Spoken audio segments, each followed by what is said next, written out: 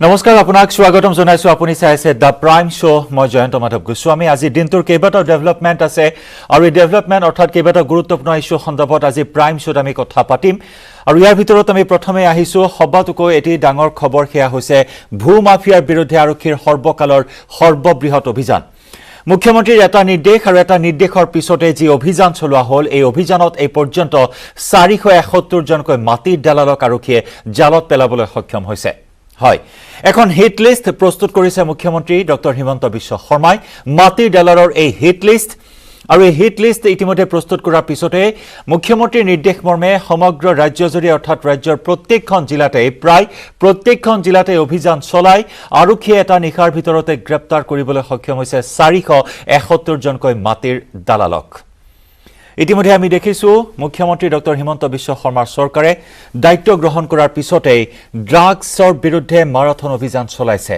ড্ৰাগছৰ বিৰুদ্ধে আজিও অভিযান অব্যাহত আছে আজিও কোটি টকীয়া ড্ৰাগছ জব্দ কৰা হৈছে ড্ৰাগছৰ বিৰুদ্ধে এনকাউন্টাৰ অব্যাহত আছে চুৰাং গৰু সৰবৰাহকাৰীৰ বিৰুদ্ধে অভিযান অব্যাহত আছে আৰু এইবাৰ কিন্তু পাল পৰিছে ভূ মাফিয়াৰ হয় ভূ মাফিয়াৰ বিৰুদ্ধে এইবাৰ মাৰাথন অভিযান চলাব অসম চৰকাৰে আৰক্ষী প্ৰশাসনে কি পৰিকল্পনা আৰক্ষী প্ৰশাসনৰ এই ভূ মাফিয়াসকলৰ বিৰুদ্ধে যেহেতু আমি জনাইছো যে অসমৰ সৰ্বকালৰ সৰ্ববৃহৎ অভিযান হাতত লৈছে অসম আৰক্ষীয়ে 700 ভূ মাফিয়াৰ হিট লিষ্ট আৰু এই হিট লিষ্টৰ মাজৰ পৰা এই মুহূৰ্তলৈকে 4 শতাধিক অৰ্থাৎ 471 জন ভূ মাফিয়াক অৰ্থাৎ মাটি দালালক আৰক্ষীয়ে গ্ৰেপ্তাৰ কৰিছে এই খণ্ডত প্ৰথমে আমি আগবঢ়াই ল'ব বিচাৰিছো এক বিশেষ ৰিপৰ্ট দালাল জোট দালাল যায় মই কিন্তু এৰেষ্ট কৰাই ৰাজ্যত আৰক্ষীৰ সৰ্বকালৰ সৰ্ববৃহৎ অভিযান সোমবাৰে নিশা ৰাজ্যৰ ভিন্ন প্ৰান্তত চলিল আৰক্ষীৰ অভিযান বিভিন্ন জিলাৰ পৰা আৰক্ষী আটক কৰে 453 জনক আটক হোৱা আটাইকেইজনেই মাটিৰ দালাল মুখ্যমন্ত্ৰী ডক্টৰ হিমন্ত বিশ্ব শৰ্মাৰ নিৰ্দেশত এনেদৰে ৰাজ্যৰ সকলো প্ৰান্ততে একে নিশাই মাটিৰ দালালৰ বিৰুদ্ধে চলিল আৰক্ষীৰ অভিযান মুখ্যমন্ত্ৰীগৰাকীয়ে কিছুদিন পূৰ্বে বসুন্ধৰা আঁচনি মুকলি অনুষ্ঠানত মাটিৰ দালালক গামোচা পিন্ধাই বিদায় দিবলৈ আহ্বান জনাইছিল ৰাজহ চক্ৰ বিষয়াসকলক যিবিলাক মাটিৰ দালাল জোট দালাল যায় মই কিন্তু এৰেষ্ট কৰাই মই অল সাৰ্কেল অফিচাৰক একদম ইন নো আনসাৰ্টেন টাৰ্মছ কৈছো যে মই চিফ মিনিষ্টাৰ থাকালৈকে মাটিৰ কাম দালালৰ হাতেদি হ'ব নোৱাৰি সেয়া যেন আছিল মুখ্যমন্ত্ৰীগৰাকীৰ মাটিৰ দালালৰ বিৰুদ্ধে ব্যৱস্থা গ্ৰহণৰ ইংগিত সোমবাৰে নিশা মাটিৰ দালালৰ বিৰুদ্ধে আৰক্ষীৰ এই বৃহৎ অভিযানৰ পিছতে মুখ্যমন্ত্ৰীগৰাকীয়ে ক'লে 700 দালালৰ তালিকা প্ৰস্তুত কৰিছে আৰক্ষীয়ে গ্ৰেপ্তাৰ কৰা হ'ব সকলো মাটিৰ দালালকে চৰকাৰী কাৰ্যালয়ত বন্ধ হ'ব লাগিব দালাল ৰাজ আমাৰ হাতত 700 ব্যক্তিৰ নাম আছে আমি চেষ্টা কৰিম বাকিখিনিও আমি এৰেষ্ট কৰিব পাৰোঁ যদি আমি বেছি খান্দিব যাওঁ তেতিয়ালে হয়তো বহুত আন মানুহৰ নামো ওলাব সেইকাৰণে মই এটাই অনুৰোধ কৰিম সকলোকে বিশেষকৈ চৰকাৰী বিষয়াসকলক আপোনালোকে এই ধৰণৰ মানুহৰ লগত কথা বতৰা নাপাতিব এই ধৰণৰ মানুহৰ লগত যোগাযোগ নাৰাখিব দুখীয়া দৰিদ্ৰ মানুহৰ কাম আপোনালোকে কোনো মধ্যভোগী নোহোৱাকৈ কৰি দিব মাটিৰ দালালৰ বিৰুদ্ধে ৰাজ্যজুৰি চলা অভিযানত বৰপেটাত 42 জন মৰিগাঁৱত 27 জন ধুবুৰীত 20 জন ডিব্ৰুগড়ত 18 জন বজালীত 17 জন নগাঁৱত 16 জন গোৱালপাৰাত 11 জন বিশ্বনাথত 17 জন হাইলাকান্দিত 12 জন শিৱসাগৰত 5 জন দেৰগাঁৱত 6 জন কৰিমগঞ্জত 16 জন শোণিতপুৰত 9 জন যোৰহাটত 10 জন মাটিৰ দালালক আটক কৰা হয় মৰিগাঁৱত আজি নিশা মৰিগাঁও আৰক্ষীয়ে এক অভিযান চলাই 27 জনকৈ দালালক ইতিমধ্যে কয়েকটোক আটক কৰিছে আৰু তেখেতসকলক সোধপোছ অব্যাহত ৰাখিছে কৰিমগঞ্জ আৰক্ষীয়ে ইতিমধ্যে 12 গৰাকী মাটিৰ দালালক আটক কৰিছে আৰু যোৱা নিশা গোটেই নিশা কিন্তু অভিযান চলিছে কৰিমগঞ্জ জিলাৰ বিভিন্ন ঠাইত একেদৰে ৰঙিয়াৰ পৰা 5 জন শিলচৰৰ পৰা 5 জন চিৰাঙৰ পৰা 5 জন ছয়গাঁৱৰ পৰা 20 জন পলাশবাৰীৰ পৰা 6 জন জাগিৰোডত 3জন, দবকাত 3জন আৰু বোকাখাটত 4জন মাটিৰ দালালক আটক কৰা হয়। ৰঙিয়া আৰু কমলপুৰ আৰক্ষীয়ে অভিযান চলাই 6গৰাকীকৈ মাটিৰ দালালক কৰায়ত্ব কৰিবলৈ সক্ষম হৈছে। তাৰ ভিতৰত এগৰাকীৰ কমলপুৰ সমষ্টিৰ ব্লক মণ্ডলৰ উপসভাপতি লগতে আন 5গৰাকী দালালক সোধপোছ জেৰা অব্যাহত ৰাখিছে। গুৱাহাটীৰ বশিষ্ঠ লালুংগাঁও বৰাগাঁৱতো সোমবাৰে নিশা চলিল আৰক্ষীৰ অভিযান। সোধা পোছাৰ বাবে দিছপুৰ থানাই আটক কৰে 3টা দালালক। জনসাধাৰণৰ চকু মেল খুৱাব বুলি আমি ভাবোঁ আৰু ইয়াৰে বাকীখিনিও যিখিনি মানুহ ইয়াত ক'ৰবাত বিভিন্ন বিভাগত আপুনি যিটো ক'লে জড়িত হৈ আছে সম্ভৱতঃ তেওঁলোকে এই কাৰ্যৰ পৰা বিৰত থাকিব। इन्फॉर्मेशन था कि ये सब सर्कल ऑफिसेस में माटी का दलाली करते हैं, तो उसके बेसिस पे एक ओवरनाइट ऑपरेशन में ये सब लोग पिकअप हुए हैं।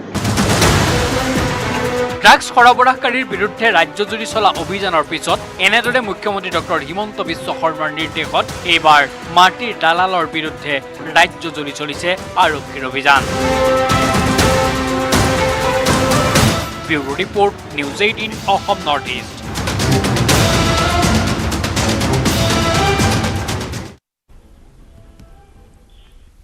আৰু এনেদৰে এক প্ৰকাৰ চমৎকাৰ প্ৰদৰ্শন কৰিলে এনেদৰে 4 শতাধিক দালালক আৰক্ষীয়ে জালত পেলায়। আৰু এই সন্দৰ্ভত আমি যোগাযোগ স্থাপন কৰিছোঁ আমাৰ নগাঁৱৰ সাংবাদিক নীলোৎপল বৰাৰ সৈতে। নীলোৎপল, যিয়ে চমক সৃষ্টি কৰিলে, যি চমৎকাৰ প্ৰদৰ্শন কৰিলে, এক বৃহৎ সংখ্যক ভূমাফিয়াক আৰক্ষীয়ে জালত পেলালে। ইতিমধ্যে 700জনীয়া হটলিষ্ট আছে মুখ্যমন্ত্ৰীৰ তালিকাত। গতিকে তেনেস্থলত এই চমৎকাৰ আগলৈ অব্যাহত থাকিবনে নাই, কি পৰিকল্পনা আছে অসম আৰক্ষীৰ এই ক্ষেত্ৰত? ভূমাফিয়াক সম্পূৰ্ণৰূপে উৎখাত কৰিব পাৰিবনে নাই এই অভিযানেৰে? বিভিন্ন প্ৰশ্ন এই মুহূৰ্তত উত্থাপিত হৈছে। আৰু তাৰ সমান্তৰালকৈ কাৰ আশীৰ্বাদ পুষ্ট হৈ ইমান দিনে এই দৌৰাত্মা অব্যাহত ৰাখিছিল ভূমাফিয়াসকলে, সেই আশীৰ্বাদ পুষ্ট ৰৌ বৰালীসমূহো জালত পৰিবনে নাই, এইসমূহ প্ৰশ্ন এইখিনি মুহূৰ্তত উত্থাপিত হৈছে।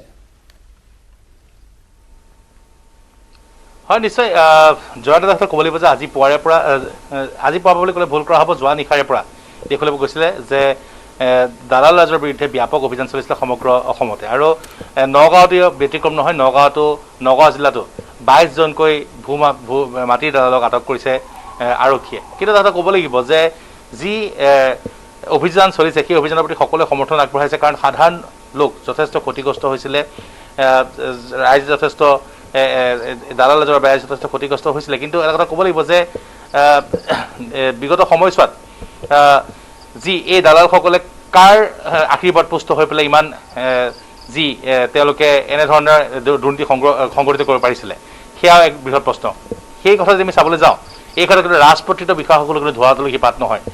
মণ্ডলসকলৰ ওপৰতো সন্দেহ আছে, বিভিন্ন মণ্ডলে সুযোগ দিয়াৰ কথা আহি পৰিছে, বিভিন্ন মণ্ডলৰ বিৰুদ্ধে অভিযোগ উঠিছে। আৰু কেৱল মাত্ৰ ৰাজহ বিষয়া কাৰ্যালয়তে দুৰ্নীতি চলা নাই। যদি আমি চাওঁ, দালাল ৰাজ কিন্তু পৰিবহণ বিষয়া কাৰ্যালয়তে হওক বা সাব ৰেজিষ্ট্ৰাৰ অফিচতে হওক বা বিভিন্ন কাৰ্যালয়ত, যিসমূহ কাৰ্যালয়লৈ সাধাৰণ লোকে নিজৰ কাম লৈ যায়, সেইসকলে কিন্তু সেই কাৰ্যালয়সমূহত একাংশ মধ্যভোগী থাকে। আৰু যিহেতু আজিকালি দেখিবলৈ পোৱা গৈছে দুৰ্নীতি নিবাৰণ শাখাই ব্যাপক অভিযান চলায়, গতিকে বিষয়াসকলে বা কৰ্মচাৰীসকলে পোনপটীয়াকৈ কেতিয়াও এনেধৰণৰ তেওঁলোকে উৎকোচ গ্ৰহণ নকৰে। তাৰ পৰিৱৰ্তে তেওঁলোকে কিছু মধ্যভোগীক নিয়োগ কৰে, যাৰ পৰিপ্ৰেক্ষিতত ৰাজ্যত দালাল ৰাজ বাঢ়িছে। আৰু এইসকল ভূমাফিয়া বিগত সময়ছোৱাত তেওঁলোকে যথেষ্ট সম্পত্তি আহৰণ কৰিছিলে, যাৰ পৰিপ্ৰেক্ষিতত তেওঁলোকে বিভিন্ন বিষয়ক মেনেজ কৰি ৰাখিবলৈ সক্ষম হৈছিলে। আৰু সেয়ে তেওঁলোক ৰাজনৈতিকভাৱে শক্তিশালী হৈ পৰিছিলে। আৰু বৰ্তমান যিগৰাকী অসমৰ মুখ্যমন্ত্ৰী, তেখেতে যি দালাল ৰাজ যি শেষ কৰাৰ যি হুংকাৰ দিছে, তাৰ অংশস্বৰূপে দেখিবলৈ পোৱা গৈছে যে আজি অসমৰ বিভিন্ন প্ৰান্তত অভিযান চলিছে। যোৱা নিশাৰে পৰা অসমৰ বিভিন্ন জিলাত অভিযান চলিছে। নগাঁও জিলাতে 22জনকৈ দালালক গ্ৰেপ্তাৰ কৰা হৈছে। আটাইতকৈ ডাঙৰ কথাটো হৈছে যে কেইবাগৰাকী চৰকাৰী গাঁওবুঢ়াক, 2গৰাকী চৰকাৰী গাঁওবুঢ়াক নগাঁৱত গ্ৰেপ্তাৰ কৰা হৈছে। আৰু নগাঁৱৰে চাহাবুদ্দিন নামৰ আন এগৰাকী গাঁওবুঢ়া, চৰকাৰী গাঁওবুঢ়া, তেওঁ ইতিমধ্যে পলায়ন কৰিছে। আৰু এই গাঁওবুঢ়া যিসকলক গ্ৰেপ্তাৰ কৰিছে, তেওঁলোকৰ হাতৰ পৰা চৰকাৰী চিলমোহৰে হওক বা বিভিন্ন ধৰণৰ এই দালালসকলৰ হাতৰ পৰা চৰকাৰী চিলমোহৰ বা চৰকাৰী নথি পত্ৰ উদ্ধাৰ কৰাইছে। ক'ৰ পৰা তেওঁলোকে এইসমূহ পালে, সেয়াও প্ৰশ্নৰ বিষয়। গতিকে এটা ক'ব লাগিব যে কেৱল মাত্ৰ এই দালালসকলকে দোষাৰোপ কৰিলে নহ'ব, ইয়াৰ অন্তৰালত কিন্তু ৰাজপত্ৰিত বিষয়া জড়িত হৈ আছে, চক্ৰ বিষয়া কাৰ্যালয়ৰ বিভিন্ন কৰ্মচাৰী জড়িত হৈ আছে, মণ্ডল জড়িত হৈ আছে। সকলোৱে কিন্তু একেলগে এই দুৰ্নীতি সংঘটিত কৰি আহিছিলে। আজি দালালসকল ধৰা পৰিছে, ইয়াৰ পিছৰ পৰ্যায়ত হয়তো ৰাজপতিত বিষয় ধৰা পৰিব পাৰে, মণ্ডল ধৰা পৰিব পাৰে আৰু বিভিন্ন ধৰণৰ কৰ্মচাৰী যিসকলে এই দালালক প্ৰশ্ৰয় দি আহিছিলে তেওঁলোকো কিন্তু কেতিয়াও ধোঁৱাতলৈকে বাঢ়িব নোৱাৰে, তেওঁলোকৰ বিৰুদ্ধে ব্যৱস্থা গ্ৰহণ হ'ব লাগে, সেয়া কিন্তু ৰাইজে বিচাৰিছে। জয়ন্ত, নিশ্চয় সেয়া ৰাইজে বিচাৰিছে। অনাগত সময়তো ৰাইজে সমগ্ৰ অভিযান সন্দৰ্ভত দৃষ্টি ৰাখিব, কিয়নো এই অভিযান ইয়াতে যাতে অন্ত নপৰক, এই চমক যাতে ইয়াতে অন্ত নপৰক, আগলৈও এই ৰৌ বৰালীসকলকো জালত পেলাওক আৰু সম্পূৰ্ণৰূপে এই দালাল চক্ৰৰ যি প্ৰভুত্ব সেই প্ৰভুত্ব উৎখাত কৰক। অসমৰ ৰাইজে দৃষ্টি ৰাখিব এই সৰ্ববৃহৎ অভিযানৰ ওপৰত, অসম আৰক্ষীয়ে গ্ৰহণ কৰা এই অভিযানৰ ওপৰত। নীলোৎপল, বিদায় জনাইছোঁ আপোনাক এই মুহূৰ্তত। আৰু এনেদৰেই আৰক্ষীয়ে আজি অভিযান চলায়, যোৱা নিশাৰ পৰা অভিযান চলায়, অসমৰ প্ৰায় প্ৰতিখন জিলাৰ পৰাই 4 শতাধিক দালালক জালত পেলাইছে। এতিয়া সকলোৰে প্ৰশ্ন দৃষ্টি থাকিব যে আগন্তুক সময়তো এনেকুৱা ধৰণৰ অভিযানত আৰু বহু ৰৌ বৰালী জালত পৰিব আৰক্ষীৰ।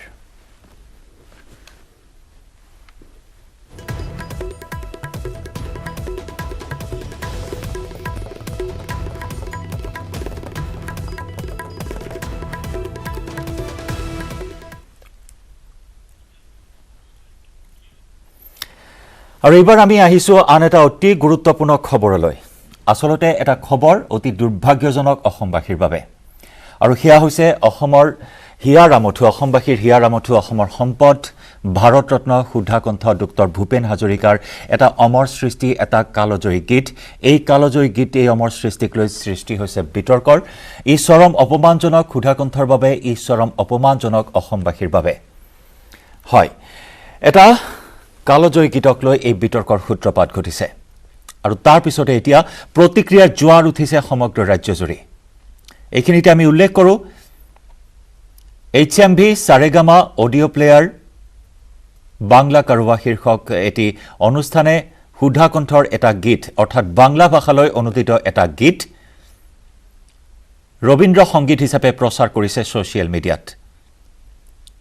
এয়া ভাৰতৰত্ন সুধাকণ্ঠৰ বাবে অতি দুখ লগা এটা খবৰ, অতি দুখ লগা এটা খবৰ। অসমবাসীৰ বাবে এটি অপমানজনক কাৰ্য সংঘটিত কৰিছে HMVয়ে। বাংলা কাৰুৱাত ৰবীন্দ্ৰ সংগীত সজোৱা হৈছে সুধাকণ্ঠৰ এটা কালজয়ী অমৰ সৃষ্টি, দুগ দুগ দুগ ডম্বৰু বাজে। এই গীতটি অনুদিত, অৰ্থাৎ বাংলা ভাষালৈ অনুদিত হোৱা এই গীতটি ৰবীন্দ্ৰ সংগীত সজাই প্ৰচাৰ কৰিছে ছ'চিয়েল মিডিয়াত, যাক লৈ এতিয়া তুমুল বিতৰ্কৰ সূত্ৰপাত হৈছে। সৰ্বতে এতিয়া এটাই দাবী উত্থাপিত হৈছে, ক্ষমা খোজক, অসমবাসীৰ ওচৰত ক্ষমা খোজক HMVয়ে বাংলা কাৰুৱাই, কিয়নো অসমৰ সম্পদসমূহক এনেদৰে অপপ্ৰচাৰ চলাই, অসমৰ সম্পদসমূহ চুৰি কৰি নিজৰ বুলি দাবী কৰি আহিছে একাংশ দুষ্ট চক্ৰই বিভিন্ন সময়ত। আৰু এনে এক ভয়ংকৰ কাণ্ড সংঘটিত কৰিছে HMVৰ সাৰেগামা অডিঅ' প্লেয়াৰ বাংলা কাৰুৱাই। সুধাকণ্ঠৰ ৰচনা, সুধাকণ্ঠৰ কথা, সুধাকণ্ঠৰ কণ্ঠেৰে সেই কালজয়ী গীত দুগু দুগু দুগু ডম্বৰু বাজে, এই গীতটি ৰবীন্দ্ৰ সংগীত সজোৱা হৈছে।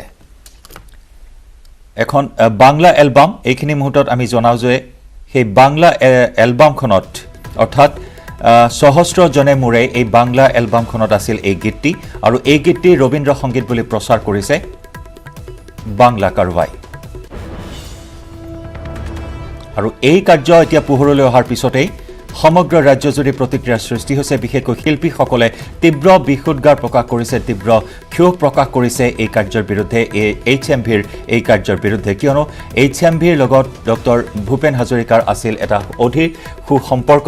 কিন্তু তেনেস্থলত সুধাকণ্ঠৰ সৃষ্টিক বেলেগৰ সৃষ্টি বুলি, অৰ্থাৎ কেৱল সুধাকণ্ঠৰ বাবেই নহয়, এয়া ৰবীন্দ্ৰনাথ ঠাকুৰৰ বাবে চৰম অপমানজনক এটি কাৰ্য সংঘটিত হৈছে। এই সন্দৰ্ভত আমি প্ৰস্তুত কৰিছোঁ এক প্ৰতিবেদন। যিহেতু শিল্পী সমাজে প্ৰতিক্ৰিয়া প্ৰকাশ কৰিছে, আমি প্ৰথমে আগবঢ়াই ল'ব বিচাৰিছোঁ এখন প্ৰতিবেদন, আৰু প্ৰতিবেদনৰ পিছতে কেইবাগৰাকী অতিথি আছে আমাৰ সৈতে, আমি অতিথিসকলৰ পৰা প্ৰতিক্ৰিয়া ল'বলৈ চেষ্টা কৰিম। প্ৰথমে আগবঢ়াই লৈছোঁ এক ৰিপৰ্ট।